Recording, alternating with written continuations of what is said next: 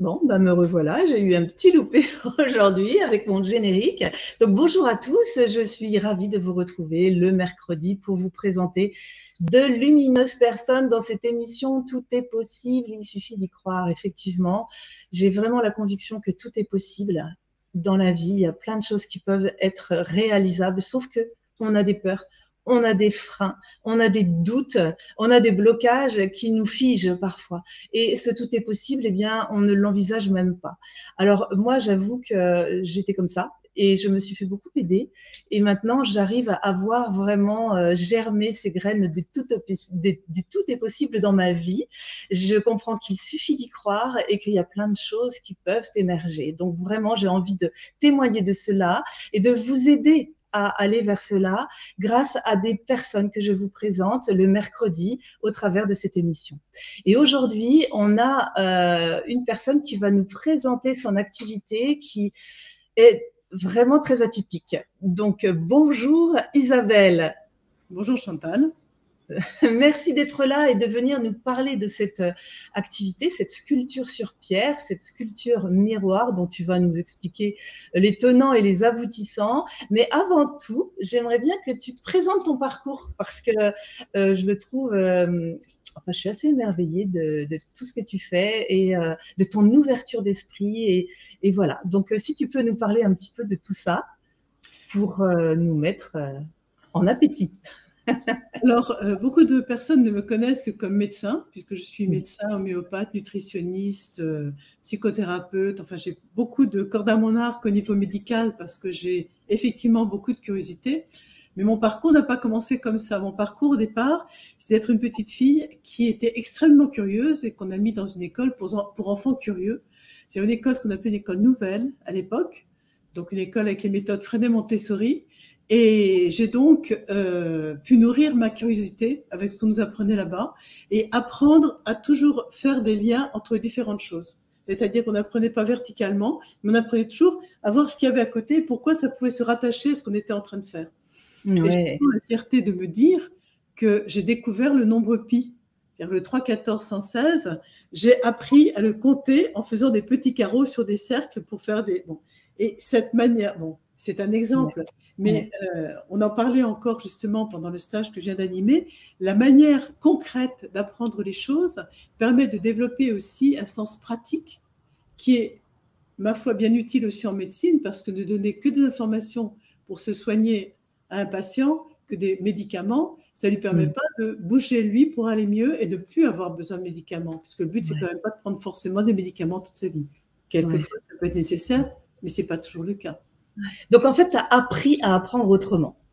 Exactement. J'étais imprégnée de ça toute petite. C'est-à-dire que je faisais des piquages, moi, j'ai des souvenirs de cette école, pourtant, vu mon âge, ça fait quand même un certain temps, mais j'ai des souvenirs extrêmement concrets de ce que j'ai pu faire là-bas. Elles devaient être rares, ces écoles, parce que du coup, je n'avais pas notion qu'il y en avait déjà à cette époque-là. Alors, c'était dans la banlieue parisienne. Et mes parents ont dû chercher, je pense, pour trouver une école pareille, mais c'était aussi dans leur sensibilité.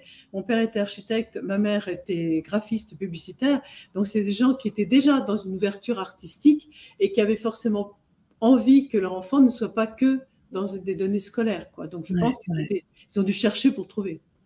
Bah, merci papa, merci maman, parce que franchement, je trouve que j'aurais adoré, parce que c'est vrai que dans le système où moi j'ai évolué, ben en fait, j'avais que la peur du résultat, les notes. J'ai eu l'impression d'apprendre et que je ne me souviens de pas grand-chose. Donc ça me ravit d'entendre ça, parce que je trouve que c'est possible d'apprendre autrement et de développer une ouverture d'esprit qui t'a tout le temps suivi.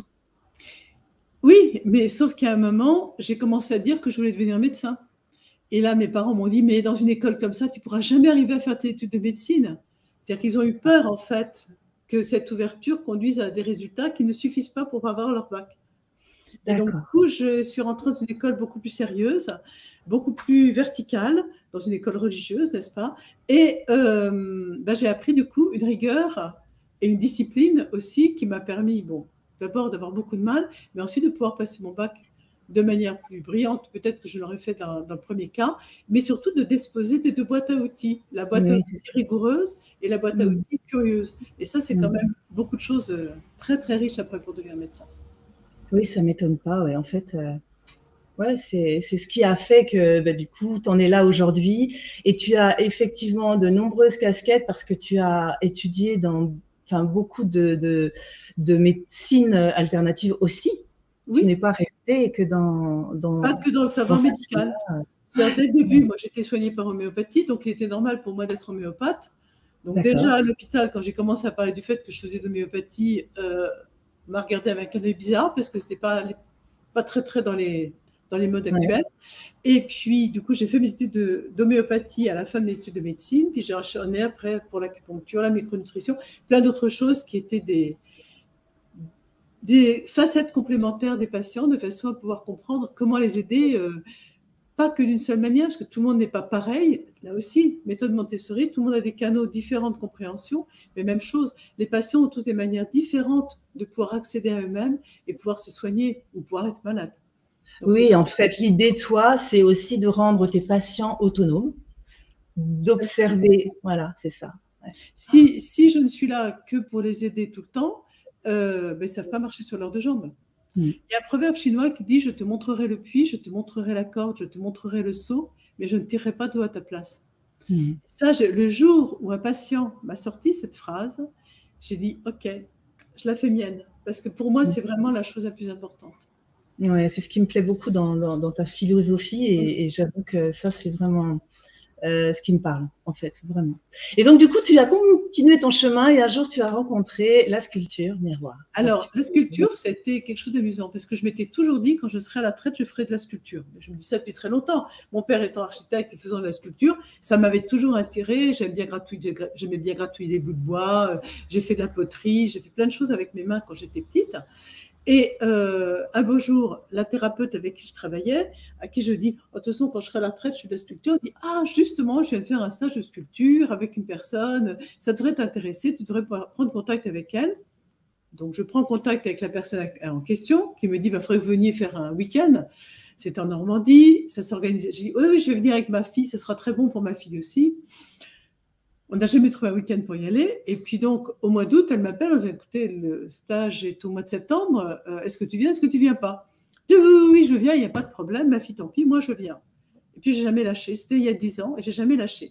Et là, je pense que je suis exactement dans les jours anniversaires de la 10e année où je suis allée Ah, à Saint-Jacques pour commencer la sculpture. Et puis, j'ai quel jamais lâché. chemin, quel chemin parcouru, parce que maintenant, aujourd'hui, tu en parleras tout à l'heure, mais c'est toi qui animes les ateliers. Donc, waouh. Ben, Donc, vraiment, qu'est-ce qui t'a parlé dans cette, on va dire, cette méthode ou cette pratique? Parce que elle est vraiment particulière. en fait, au début, je voulais sculpter du bois. Donc, la pierre, je m'étais dit: ouais, je vais aller voir parce que j'ai envie de voir, mais je n'étais pas vraiment convaincue. D'accord. Et j'ai vécu avec ma première pierre une aventure curieuse. La première chose qu'on fait, c'est qu'on déshabille la pierre. C'est-à-dire, on la met à nu et pour voir ce qu'elle a à nous dire. Et là, j'avais soigneusement travaillé sur la partie la plus tendre, je dirais, de la pierre en question. Donc, des choses commençaient à faire des formes, des trous, des machins. Et puis, au deuxième ou troisième jour, je ne me souviens plus, je me dis: bon, allez, je vais aller voir la face qui était carrée, avec dedans un carré, parce que ce sont des pierres de récupération, donc elles ont déjà un vécu. Donc, il y avait une D'accord. partie qui était rodée et une partie qui était carrée. Et je donne sauvagement un coup de pointe dans la partie carrée. Et à l'intérieur, c'est comme si ça avait explosé. J'ai eu vraiment l'impression que j'avais touché quelque chose en moi, donc débordement émotionnel et puis des tas de choses qui me se sont révélées à moi-même par le truchement de cette pierre, mais ça a commencé par ce fameux coup de pointe. Je m'en souviendrai toujours parce que ça a été violent quelque part, mais c'est aussi Mmh. moi qui étais violente en attaquant, paf, carré Ah dans oui, le épouse, je tape dedans, quoi. Et d'accord. Oui. curieusement, la pierre qu'on est sortie, il y a dedans un enfant, et cet enfant, son nombril, est, est comment dire, c'est un trou en fait qui permet de passer au travers de la pierre, qui est carré d'un côté et qui est rond de l'autre. Et c'est exactement l'endroit où était le carré dans le carré. D'accord. Et c'est resté dans ma pierre. comme une espèce de… Ben, c'est quoi le nombril? C'est le cordon ombilical. C'était le lien avec moi. Donc, c'était une belle aventure.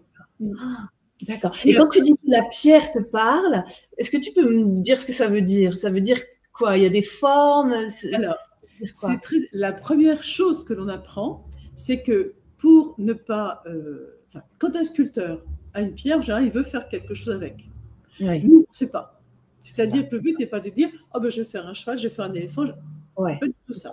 C'est qu'est-ce que la pierre a envie de me dire et comment lire ce que la pierre va nous dire. Donc, une fois qu'on l'a déshabillée, il y a dans la pierre des lignes. C'est-à-dire des lignes qui sont des lignes de tassement, des lignes de forme qui sont dans la pierre, qu'on va apprendre à lire, à voir et à retracer au crayon. D'accord. Mais c'est pas le mental qui dit « Ah ouais, voilà, je vois un truc, ça me fait ça », on va se servir d'un miroir parce que l'image va être inversée et que du coup, ça ne va pas pouvoir être notre projection du mental, mais vraiment ce que le miroir nous envoie. Et une fois que ces traits vont être faits, on va choisir, comme un gamin qui dit « Oh là, j'ai envie de faire un trou, là, j'ai envie de faire une bosse, j'ai envie de te retirer, là, et on va commencer à se laisser aller à ce que instinctivement, on a envie de faire de ce qu'on voit. Alors, quelquefois, il y a des choses qui sont relativement figuratives, quelquefois, il y a des gens qui voient déjà une fleur ou déjà un cercle. On dit, bah, tiens, ce cercle, est-ce que je le garde ou est-ce que je le creuse? Les fleurs, est-ce que je retire autour? Est-ce que je creuse les pétales? Et puis, il y a des fois où c'est un embrouillamini, on ne comprend rien. Donc, on se dit, bah, alors, question, ça, je garde, je ne garde pas. Non, si, ça, j'ai envie de garder. Mais on ne sait pas pourquoi. On ne sait pas ce qui va nous retenir. Et c'est avec ces espèces d'impulsions de garder, retirer, qu'on va petit à petit arriver à des formes qui soit donc vont faire une sculpture figurative, soit une sculpture purement abstraite. Là, j'ai apporté un exemple qui est pas forcément très facile à voir. Cette pierre, elle est passée par des états absolument incroyables. C'est-à-dire qu'à un moment, il y avait dedans une bouche, une oreille, un nez, un œil. Je dis, ben oui, ben c'est les 5 sens. Oui. Et puis, elle était posée sur un socle comme ça. D'accord. On n'avait pas travaillé. Et Michel, notre professeur, me dit, mais dans le rond là qui est en bas, tu veux pas aller voir ce qu'il y a? Bon, à contre-cœur, parce que ça remettait en question tout l'équilibre de la pierre, je vais voir ce qu'il y avait dedans. Et ce qu'il y avait dedans, c'est cette femme qui est en train de naître de sa chrysalide, avec ses ailes, avec un message à donner, avec une plume pour l'écrire, chose que je n'avais jamais vue au départ. Ok. Et avec dessous, tac, où sont-ils? Voilà, avec dessous, un œuf, donc quelque chose qui était encore en gestation. Alors tout ça, c'est la lecture après. Mais c'est tout ce que la pierre nous renvoie comme message et qui nous permet d'avancer. Et cette pierre, elle doit avoir 5 ans, je pense à peu près. Et elle était déjà le début d'un parcours différent, mais je ne savais pas quoi. D'accord. En fait, elle vient te dire que tu es sur ton chemin, tu es en train de prendre forme, tu es en gestation. Et de ça, il va y avoir une femme qui va sortir de cette chrysalide métamorphosée. Et toi, c'est le message que tu as reçu. C'est le message que j'ai reçu, avec la notion d'un message à écrire. C'est-à-dire qu'il y a une espèce de message là qu'on voit, rouleau un petit peu comme un papier. Oui, de rouleau, d'accord. Donc, il y a un message à faire passer. Et la pierre que j'avais faite avant celle-là, il y avait dessus une femme avec sur elle un enfant qu'elle présentait, comme s'il y avait quelque chose à mettre au monde. Wow. Et en fait, toutes mes pierres ont presque toutes été dans le « il y a quelque chose à advenir, tu ne sais pas où tu vas, mais il y a quelque chose qui va arriver ». Okay. Donc, c'est un chemin qui est très, très intéressant. Oui, en fait, c'est des messages de ton cheminement. Oui. Ça ne peut parler qu'à toi. Et ça ne peut parler qu'à nous. Alors, je dis pas que… Je dis à nous parce que, là encore, pendant le stage, on s'en est rendu compte, nous ne travaillons pas seuls, nous travaillons toujours en groupe.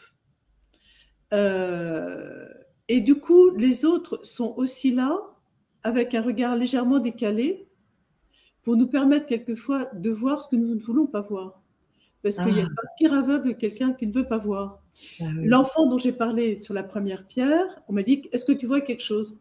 Je dis, ouais, je vois une étoile de mer. Et elles se sont toutes mais explosées de rire en me disant, une étoile de mer, tu rigoles. Mais tu as vu ce que tu as? Bah oui, ça a 5 morceaux. Ouais, si tu mets une tête à la place du morceau. ah ouais, ça pourrait être un enfant. Et c'est comme ça que c'est venu. Et nous avons tous des réticences à voir les choses qui nous heurtent. Ouais. Et le fait de travailler en groupe, ça permet d'une part que quand il y a des émotions, elles soient accueillies aussi par les autres, et que les autres aient le regard décalé qui permet quelquefois de nous dévoiler ce que nous... Ouais. Donc effectivement, il peut y avoir des émotions parce que ça vient toucher quelque chose de sensible en soi. J'imagine que ça doit être des fois très très fort. Enfin, ouais. Et du coup, c'est des groupes de combien de personnes? Est-ce que des fois on se sent justement un peu tiraillé à pas vouloir exprimer ce qui est là, ou est-ce que ça...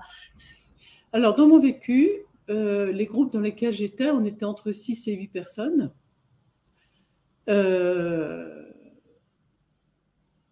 Et vraiment, la bienveillance, l'écoute, le respect du groupe fait que nous ne sommes jamais obligés de parler, mais que par contre, notre parole est toujours accueillie avec amour.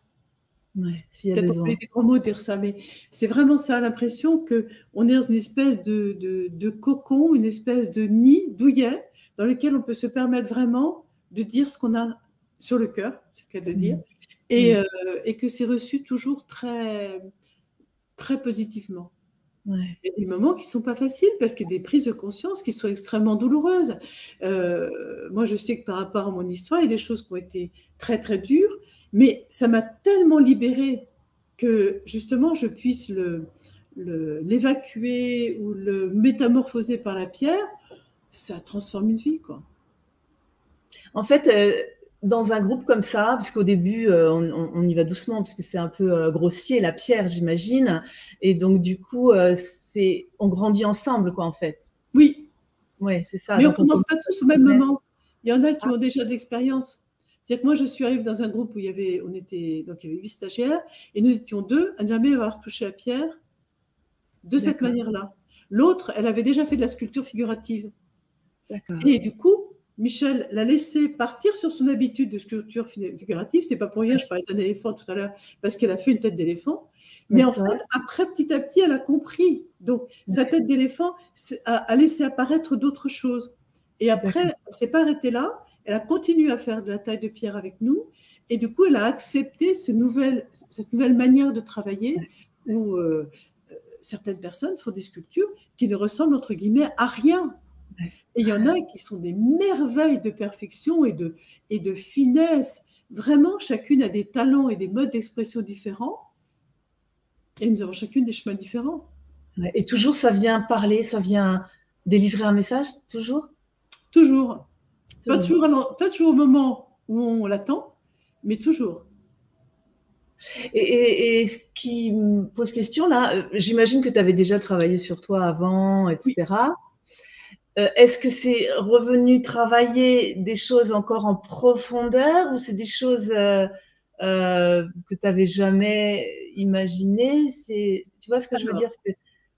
Je dirais que ça m'a fait retraverser des choses que j'avais déjà travaillées, mais plus en profondeur, effectivement. Ouais, c'est ça.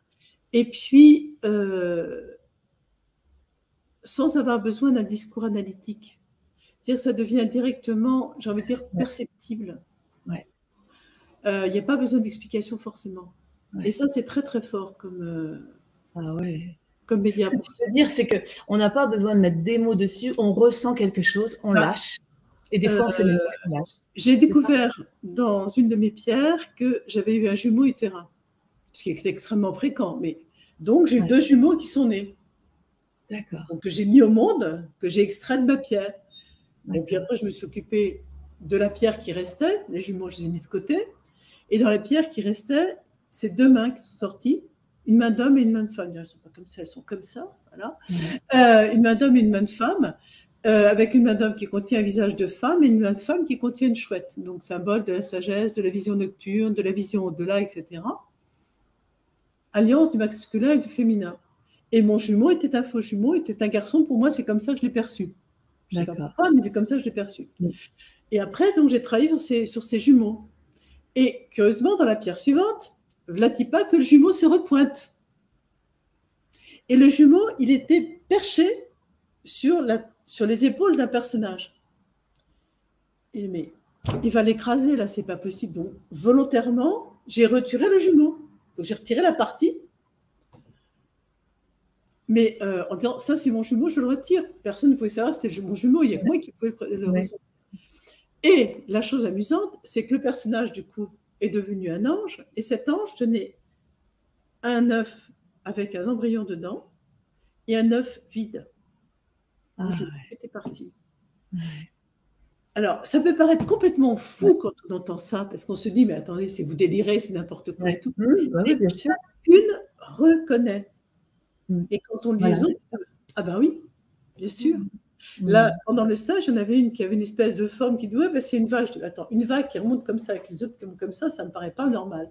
Est-ce que ça pourrait être un poisson? Elle me dit, ah ben oui, regarde. Et elle a du coup transformé cette espèce d'appendice bizarre en poisson. Et puis, on avait travaillé sur une relation qu'elle avait avec son frère, et tout d'un coup, elle dit, mais c'est mon frère qui est poisson. Ah. Il n'y a qu'elle qui pouvait savoir. Il y a qu'elle qui peut parler. Ouais, et j'ai dit, oui, c'est la mer qui sort le poisson de la mer. Ah ouais, d'accord. Bien sûr. Hein. Mais donc, c'est pour ça que je dis, il y en aurait des tonnes d'exemples comme ça. Mais c'est le côté merveilleux et le côté profondément ancré. Parce qu'une fois que la pierre, elle a dit son message, elle est là pour en témoigner. Et on ne peut pas dire, oh ben non, ça n'existe pas. Ben si. Oui, c'est ça, oui.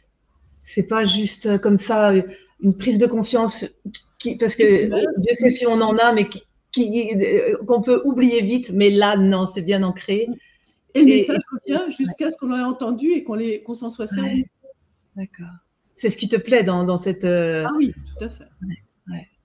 Et puis, donc, au fil des années, donc ça fait 10 ans que j'ai commencé, et puis il y a 2 ans, Michel, la personne qui a donc lancé qui a créé cette méthode de travail, a dit qu'elle allait envisager de prendre sa retraite et tout, et quelque part dans ma tête, il est né le « Oh, j'aimerais bien qu'elle me choisisse pour lui succéder. Bon, et puis après, elle a commencé à dire « Ah ben, je commence à avoir des personnes qui aimeraient bien éventuellement que je les forme. » Je dis « Ben, j'aimerais bien. » Elle me dit « Ben oui, si tu veux, il n'y a pas de problème. » Et on a donc été 14 à être formés par elle pour justement diffuser ce mode de travail. Donc, c'est beaucoup dans le nord-ouest de la France, mais il y en a même qui sont dans le sud et qui pratiquent la même méthode et qui commencent à l'enseigner aussi. Super. Et ça, on met le lien sous la vidéo pour que justement toutes les personnes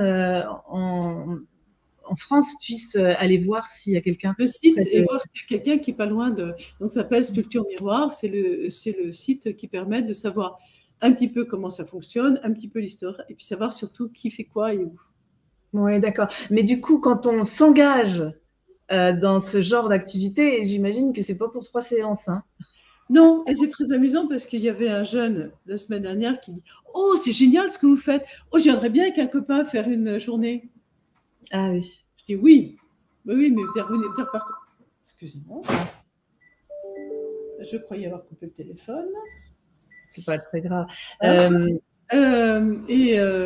dis bah oui, mais le problème c'est que après une journée, à part avoir déshabillé la pierre et puis éventuellement gratouiller, on n'a pas grand-chose à se mettre sous la dent. Il faut aller chercher un petit peu plus loin, un petit peu plus longtemps. Ah mais c'est long comme ça. Ben, ça dépend du temps que vous y prenez, ça dépend du que vous y donnez. Mais c'est un engagement sur un certain temps parce que une fois qu'on a ouvert sa pierre, je pense que si nous ne prenons pas le temps de cheminer avec elle, c'est comme si on avait ouvert une boîte de Pandore, et puis les choses, elles partent, mais elles ne sont pas gérées. C'est-à-dire que le message est envoyé, mais il n'est pas géré.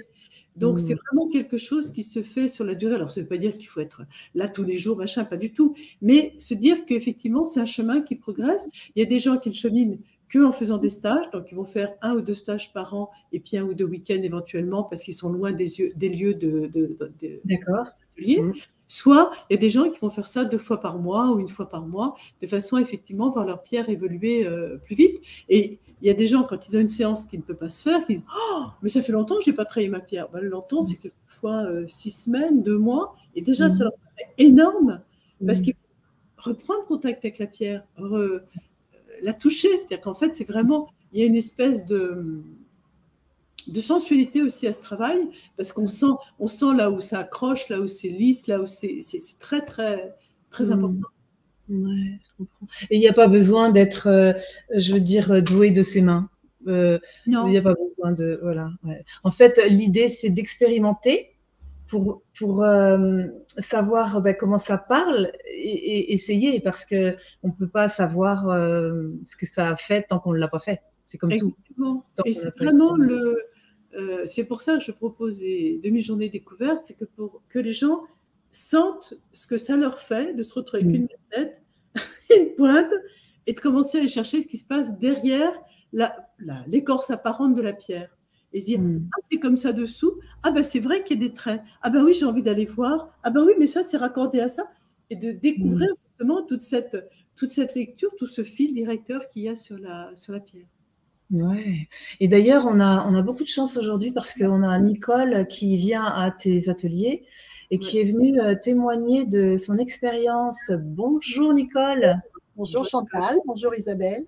Merci beaucoup d'être là et de venir nous parler de ton cheminement, toi, comment tu as découvert et comment tu as apprécié, vécu, comment tu t'es transformée aussi, parce que je crois qu'il y a plein de choses qui se sont passées pour toi aussi. Tout à fait, c'est complètement ça. J'ai commencé, moi, la sculpture fin 2016, suite à un événement post-traumatique qui m'a beaucoup touchée et j'étais à terre. Et donc, j'ai eu l'occasion d'aller consulter Isabelle, qui était mon médecin traitant depuis de nombreuses années. Et c'est là, quand elle a vu dans l'état où j'étais, qu'il m'a dit, je pense qu'il y a un outil qui te conviendrait bien. C'est la sculpture miroir. Et je crois qu'elle m'en avait déjà parlé plusieurs fois auparavant, mais que je n'avais pas entendu. Et puis là, j'étais tellement mal que je me suis dit, pourquoi pas. Et c'est là que la précision de dire qu'il n'y a besoin d'aucun talent précis, ni de dessin, ni de rien du tout, parce que moi j'avais essayé depuis ma retraite plusieurs la peinture, et ça ne donnait jamais les résultats que j'escomptais, ça ne me convenait pas du tout. Et là, j'ai dit, s'il y a besoin de rien, finalement, j'y vais. Et puis donc, j'ai commencé une première pierre, donc toujours, comme Isabelle l'a expliqué, en suivant les lignes de la pierre après l'avoir décapée. J'ai vu qu'il y avait une grosse forme qui est apparue à un moment donné, posée sur un cœur. Il y a eu d'abord un cœur, et puis après cette grosse forme qui est apparue, j'ai identifié à une grosse oreille, à une grande oreille parce que ça ressemblait à une oreille. Et puis derrière, une tête d'enfant, mais à l'arrière de cette grande forme, mais totalement étouffée par cette oreille démesurée qui l'empêchait de bouger et peut-être même de respirer. Un enfant qui était complètement oppressé. Et puis à un moment donné, cette oreille s'est séparée d'elle-même en travaillant. À un moment, il y a eu une fissure et l'oreille est partie. Et à ce moment-là, ça a laissé apparaître, parce qu'elle n'est pas partie en entier, deux têtes d'oiseaux collées l'une à l'autre. Et donc, à leur tour, qui prenaient toute la place devant l'enfant. Donc, c'était toujours aussi oppressant. Les oiseaux, dans le registre symbolique, on m'a dit, ça représente les ancêtres. Ah bon, d'accord. Je suis alors renvoyée à mes parents, qui étaient très soudés l'un à l'autre, jusqu'à leur mort à plus de 90 ans, mais qui ne laissaient pas beaucoup de place aux enfants. Et puis à un moment, j'ai eu cette intuition de faire un trou de lumière entre les deux oiseaux. Alors, aidé toujours par Michel, notre professeur, entre les deux oiseaux, et pour apporter une bouffée d'oxygène. Et finalement, j'ai eu cette sensation, en le faisant, d'alléger la relation entre mon père et ma mère. Ils n'étaient plus aussi serrés l'un contre l'autre, il y avait un trou entre eux. Et il y avait de part en part de la pierre. Alors, donc ensuite, une fois tout ça fait, je ressens le besoin alors de diminuer le volume des oiseaux, parce qu'ils étaient vraiment très, très développés, omniprésents dans la pierre, dans le sens d'alléger le poids sur le thorax de l'enfant. L'enfant était vraiment collé aux oiseaux. Et en faisant ce travail-là, il y a un des oiseaux qui se sépare de la pierre. Et toi, déjà, Nicole, tu avais cette sensation, oh là, oui. Ça, je m'entends. Tu avais cette sensation que l'enfant, là, ça te correspondait à toi? Oui, tout à fait. Oui, oui. Parce que ça représentait bien ce que j'avais vécu dans mon enfance. Donc, je n'ai pas pu penser à quelqu'un d'autre. C'était forcément moi, cet enfant. Donc, ouais. Et donc, en faisant… Oui. Il y avait des choses qui déjà s'opéraient, se libéraient en toi. Oui. Tu sentais, il y avait de l'émotion déjà quand tu travaillais la pierre. Ça a été une pierre très, très émotionnelle, effectivement. Il y a eu des moments même difficiles au niveau émotion, mais accompagné comme on l'est, ça devient une force. Et quand on en sort, on est tellement heureux de ce qu'on vient de vivre, et le fait d'avoir mis du sens sur ce qui s'est passé, c'est tellement important que finalement, on rentre chez soi bien, bien mieux que quand on est parti. Allégé, quoi, en fait. Tout à fait, c'est complètement ça. Okay. Et donc, voilà, les oiseaux sont séparés. Et puis, quand je vois le premier qui est parti tout seul, je me dis, mais le deuxième, qu'est-ce qu'il fait là tout seul? Ça n'a pas de sens. Donc, je ressens le besoin de l'enlever. C'est plus comme ça que j'ai envie de dire, parce que c'était vraiment un besoin de l'enlever pour voir cet enfant derrière, ce qu'il devenait.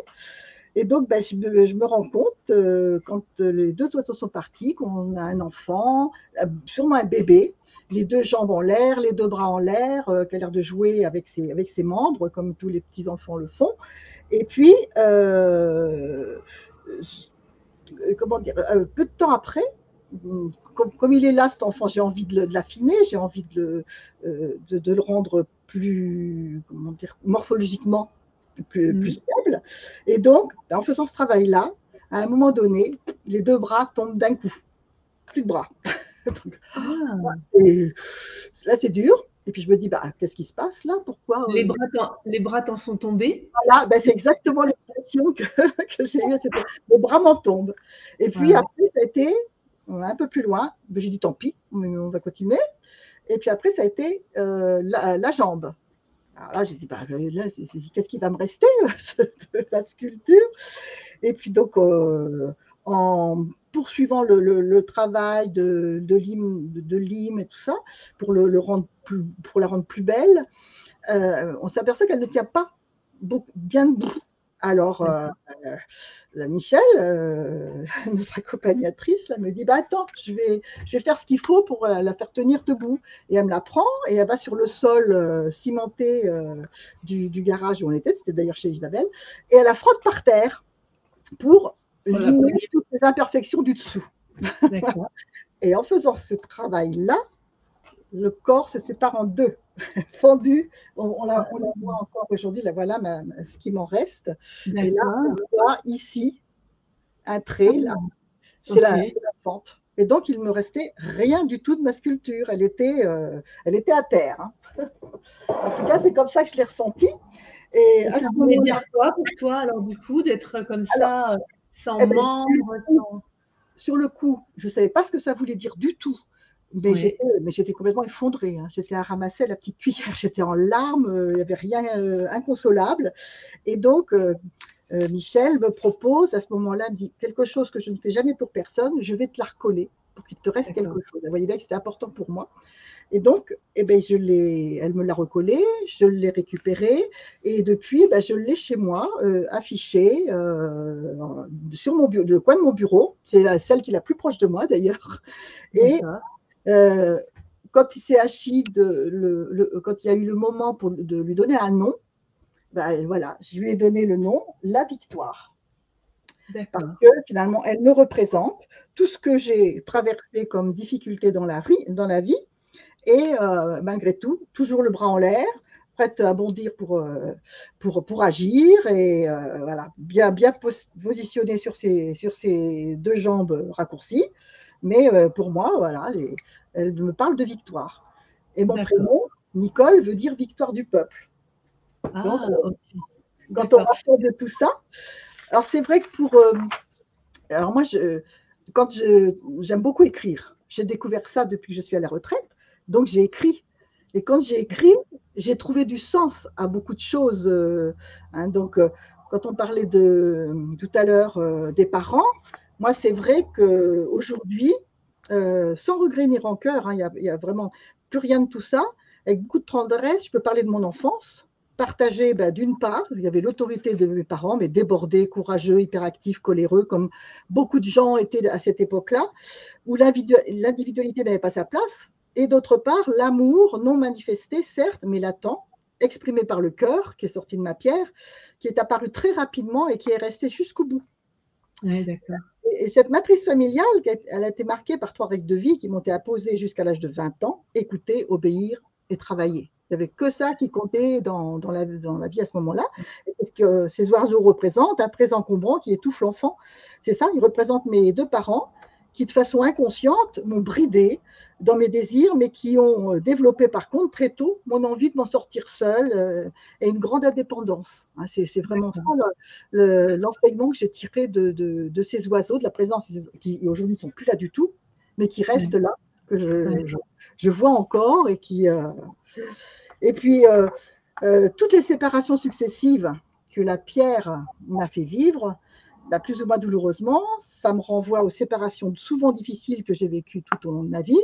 Un divorce compliqué et culpabilisant à 42 ans, la fin d'une histoire d'amour avec un nouveau compagnon, la mort de ma grand-mère, le départ de mes enfants m'ont déstabilisé, mais pas anéanti. Par contre, j'ai ressenti notamment, du fait des ruptures sentimentales, une perte de confiance et je me suis fermée pour ne plus souffrir. Et donc, le fait que les deux ça sépare en deux au niveau du tronc, c'est ça. J'ai laissé tomber complètement les sentiments, la sexualité. Une partie de toi. Voilà, ça ne faisait plus partie de moi à cette époque-là. J'avais dit, non, plus jamais.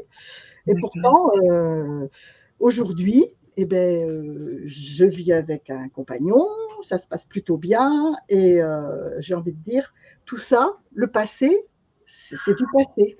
Mes parents, ils sont décédés depuis, mais je n'ai plus que tendresse pour eux, je leur en veux même pas, parce que si je suis ce que je suis aujourd'hui, c'est grâce à tout ce que j'ai vécu avec eux.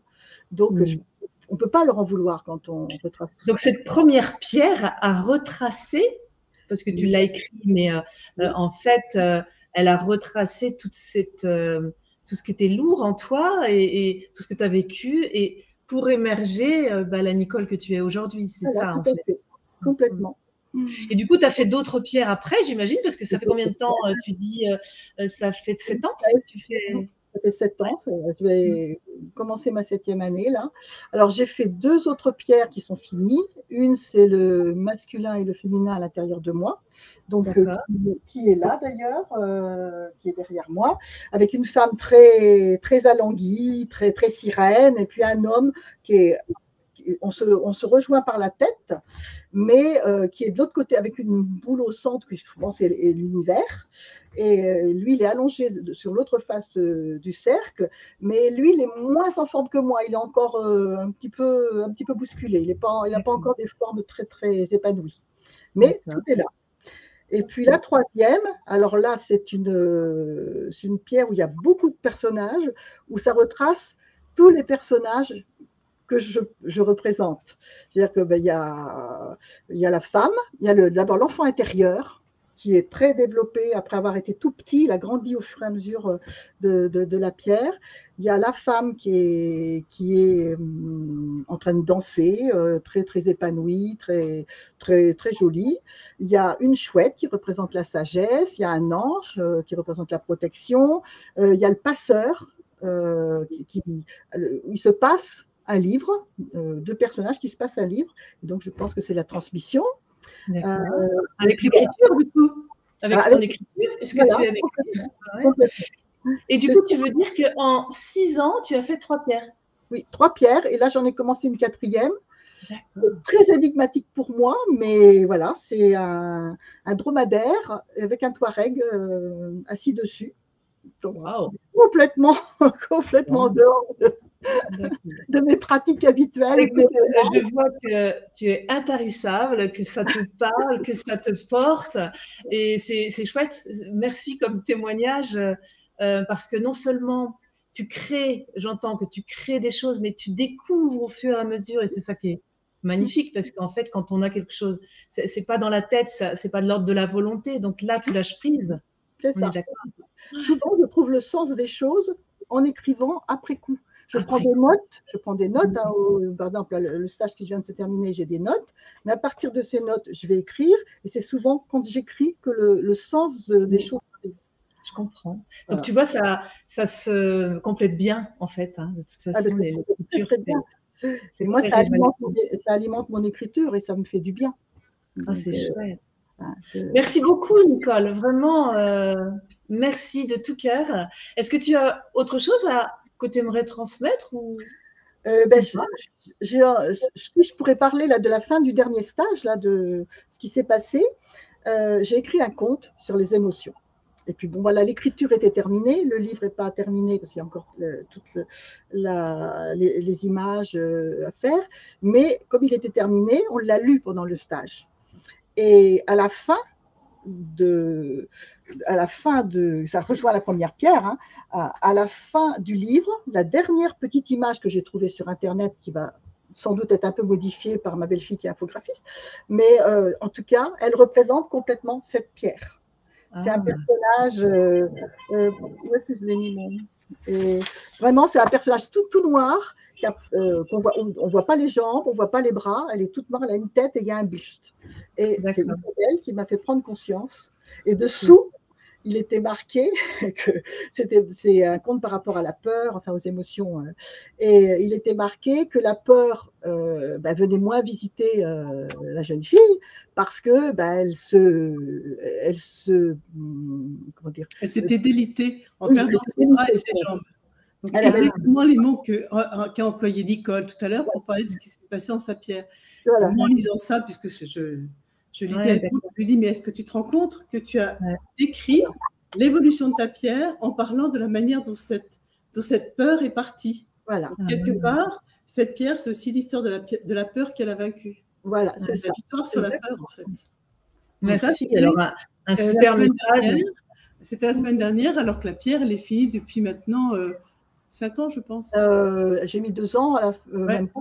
Non, j'ai mis 1 an à la faire, donc depuis 2017. Ouais. Et je l'ai écrit récemment, là. Pour ça, c'est très étonnant. Complètement inconscient. C'est chouette, c'est chouette. Et donc, du coup, Nicole, tu ne te vois pas arrêter, toi. C'est vraiment une passion.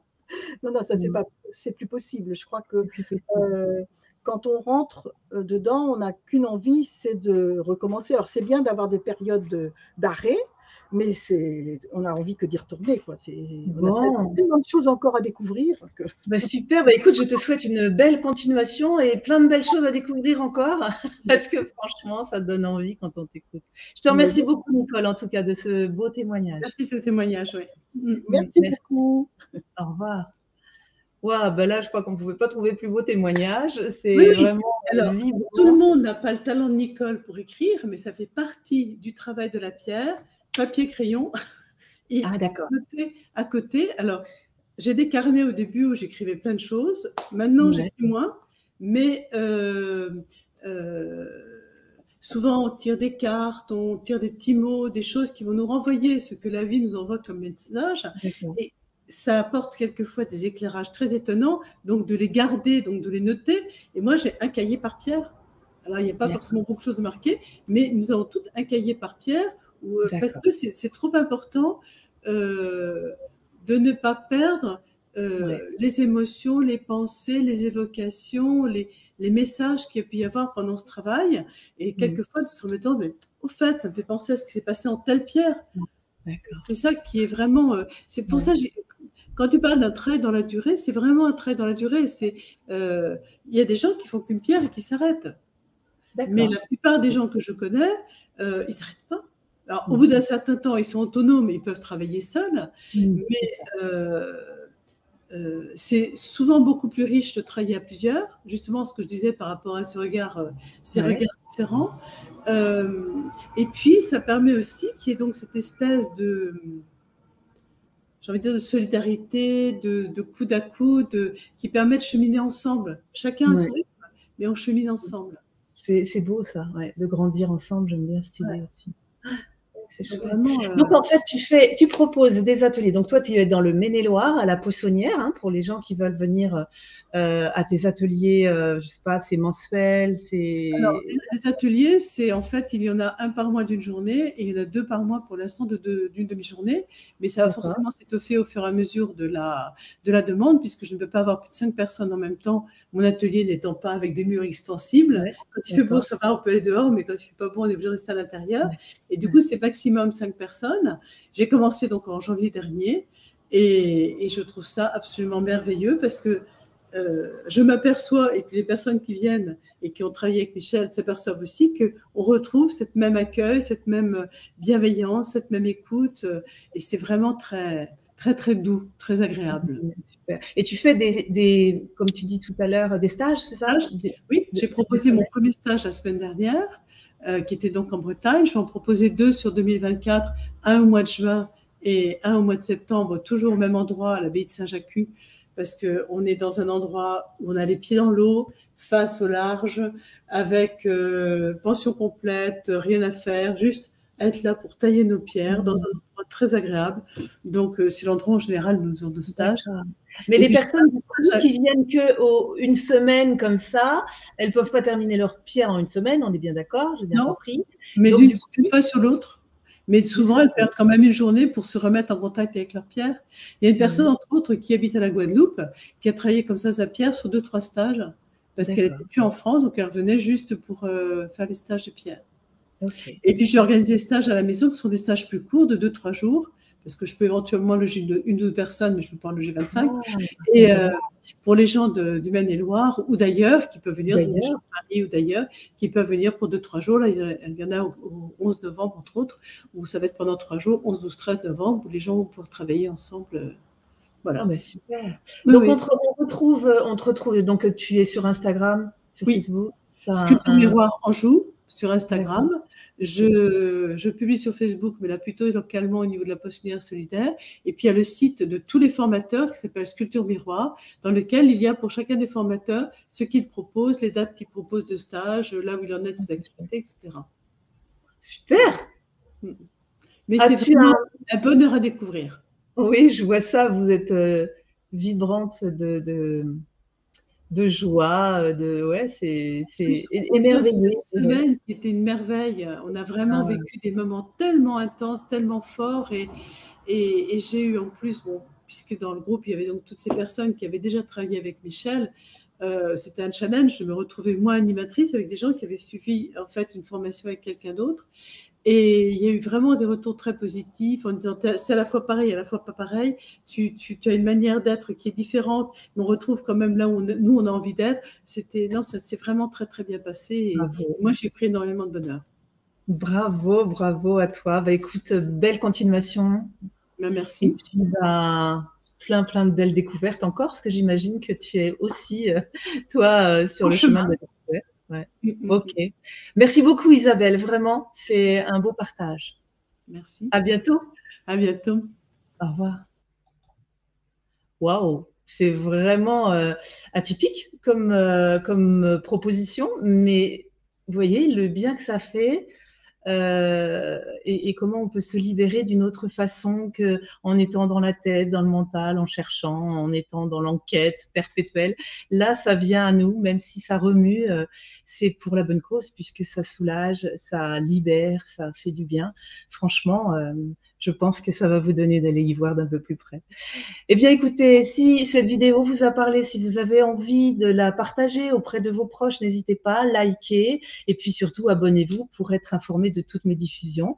Et je vous dis à très bientôt. Prenez soin de vous. Vous êtes la personne la plus importante de votre vie, ne l'oubliez pas. Au revoir. Et pour aller plus loin, vous pouvez explorer mon site Brin de Sagesse, où vous trouverez entre autres mon livre Sur le chemin de mon éveil, de cœur à cœur. Pensez à vous abonner et à cliquer sur la cloche pour être informé de mes diffusions. Et pour aller plus loin, vous pouvez explorer mon site Brin de Sagesse, où vous trouverez entre autres mon livre Sur le chemin de mon éveil, de cœur à cœur.